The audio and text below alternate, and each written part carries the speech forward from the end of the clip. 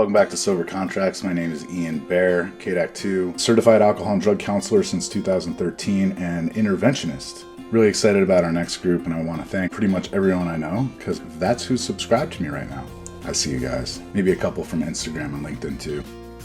Thank you for subscribing. That's how I do what I do. That's not true at all. I get nothing right now, and I probably never will, but that's okay. As long as you guys get something, that's what this is all about, right? We used to drink whiskey, pop pills, and smoke crack, and now we sit back, relaxed at Sober Contracts.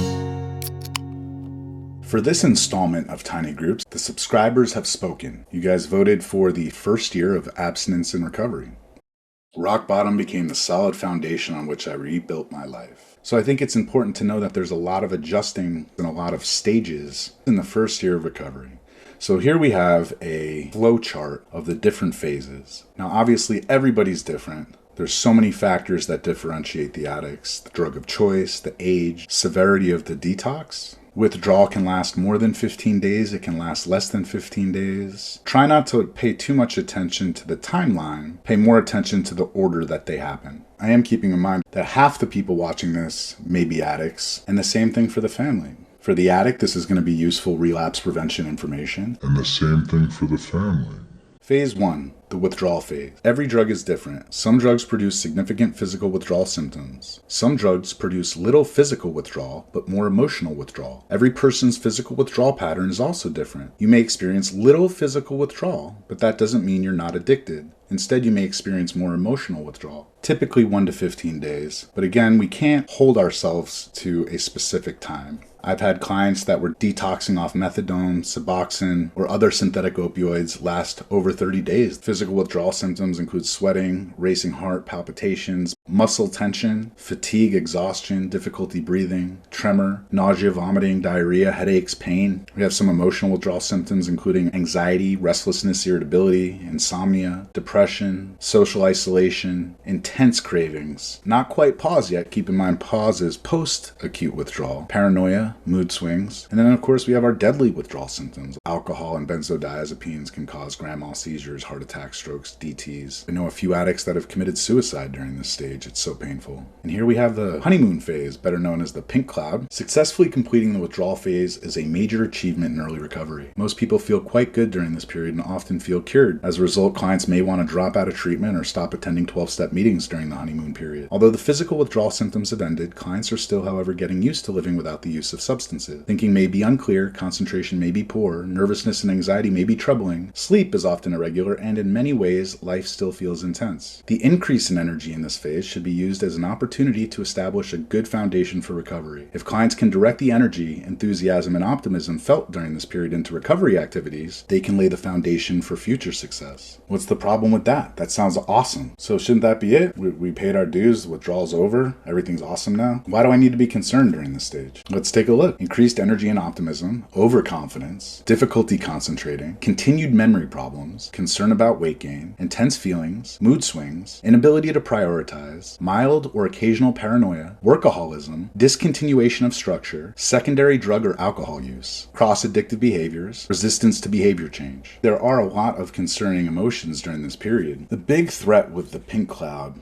is that you guys don't know what's coming next, the wall phase. What goes up must come down. As a result, recovering addicts and alcoholics may experience a variety of annoying and troublesome symptoms. These symptoms are caused by the continuing healing process in the brain. This protracted abstinence phase is more commonly known as the wall. It is important to be aware that some of the feelings during this period are the result of changes in brain chemistry. If one can remain abstinent no matter what, the feelings will eventually pass. Relapse risk is at its greatest point during this period. It is important to stay focused on remaining abstinent one day at a time. Exercise helps tremendously during this period. For most recovering from the disease of addiction, completing this phase is a vital turning point in their recovery. A lot of times it feels like a dead end. Let's look at our relapse warning signs and triggers. We have loss of motivation, enthusiasm, return of cravings, and pause, right? Because we don't have a lot of dopamine, so our brain is just going back to its old ways subconsciously. Trouble sleeping, insomnia, irritability, anger, paranoia, difficulty concentrating, euphoric recall, relapse justification, increased emotionality. You start to lean into some of those old behaviors, subconsciously building a case to create a situation where it can get some dopamine. Boredom, decreased ability to feel pleasure, low energy, fatigue, secondary drug use, breakdown of structure, interpersonal conflicts. So what are you going to do?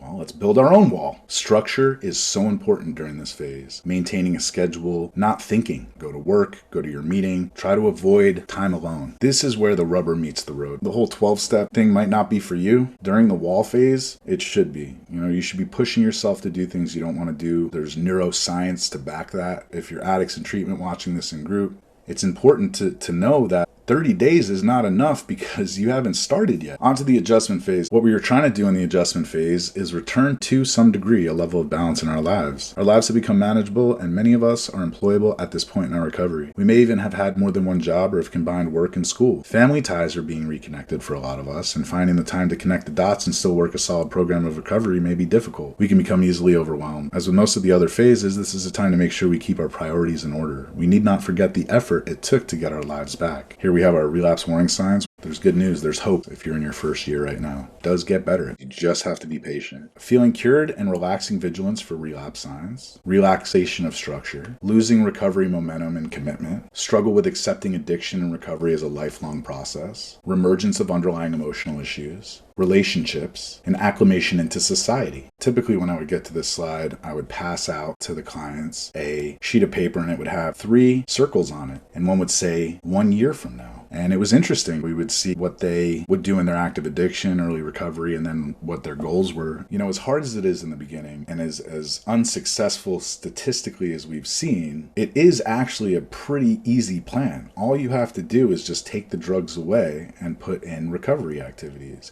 Your schedule really doesn't need to change. We spent so much time getting loaded. Going to a meeting 5 times a day really shouldn't interfere with our lives. All right, on to the resolution phase. After juggling newfound responsibilities in the adjustment phase, a certain level of balance has been restored. At this point, the brain has recovered substantially. Now the recovering addict or alcoholic's main task is developing a life that is fulfilling activities that support continued recovery. Understanding that addiction is a chronic, progressive, and incurable disease, the life and peace that has been returned, or in some cases discovered for the first time, is a result of the action and willingness that was put forth up until this point. Although a difficult part of recovery is over, hard work is still needed to improve the quality of life. Because cravings occur less often and feel less intense thus far into recovery, recovering addicts may be less aware of putting themselves in high-risk situations and increase their relapse risk. And here we have an example of an abundant life with a consistent schedule, well on their way to finding balance. I hope you found this useful. Stay tuned. I'm going to try to do one every week. I got a new camera. I'm excited about that. I have some interviews scheduled. I'm going to be talking to a nutritionist, a chiropractor, a medical doctor. So stay tuned to the channel. It's going to be a great resource. Whoever wants to use it, feel free to use it in your groups. If you're an addict watching this, follow direction. Just stick around. Enjoy the ride. This is Ian signing off.